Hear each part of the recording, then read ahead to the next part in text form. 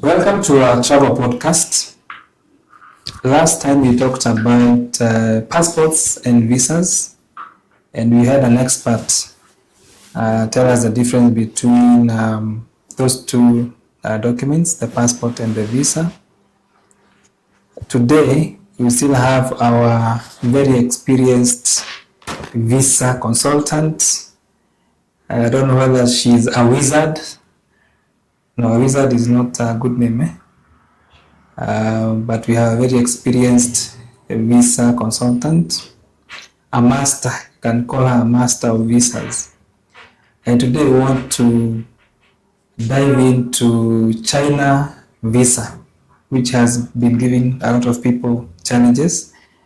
So today we're going to engage her and she's going to tell us more about applying a visa for China. We have Esther today, our visa master. Esther, karibu sana. Thank you for having me again. Yes, today we want to discuss about China. Mm-hmm.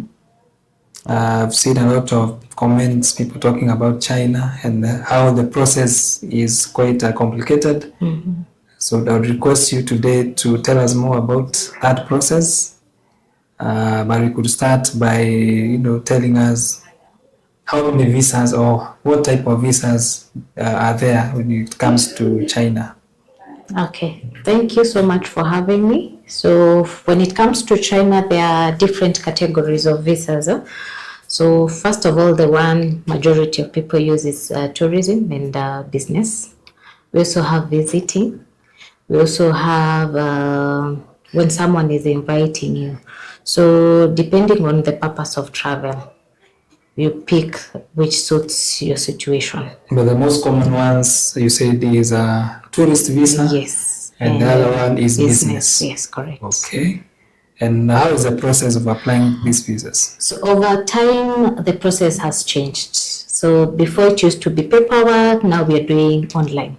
Online? Yes. So you have to fill the form online, you have to upload the documentations online, then you wait for an approval so that you can go to the embassy. Mm-hmm. So with time, changes happen depending with the embassies. So for now, for China, we are doing online. And how long does that process take? So since it was transition, once you do the application form online, you have to wait for around 3 or even 2 days, depending with how busy they are. So we usually advise you start your process early in advance. Then the visa now depends on you. There's a normal, which take 5 working days, and there's also an urgent one, which takes 2 days. Okay. Yes. And what kind of documents do you need? Maybe the main documents that you require for you to apply. So anytime you're applying, of course, you need your valid passport. Should be 6 months. Should have 6 months more, at least 6 months or more, the validity. Then for China, you need a photo, a passport size photo. It should be taken correctly because that is one of the things that majority of people have a hard time putting. So someone will tell someone you need a photo on a white background and anasimama kwa ukuta ya white. So you need a proper photo taken that is 35 by 45. Then the other thing is you need to prove you're employed. So you need either an introduction letter if you're employed. If you're self-employed, you need to show an introduction letter stating what you're doing. This document should be written on a letterhead, signed and stamped. So majority of people utakuta amesign haijastampiwa. So those are the things that watu wanapata challenges nazo. So they'll be back and forth if you don't do these things correctly. The other thing that is common for all visas is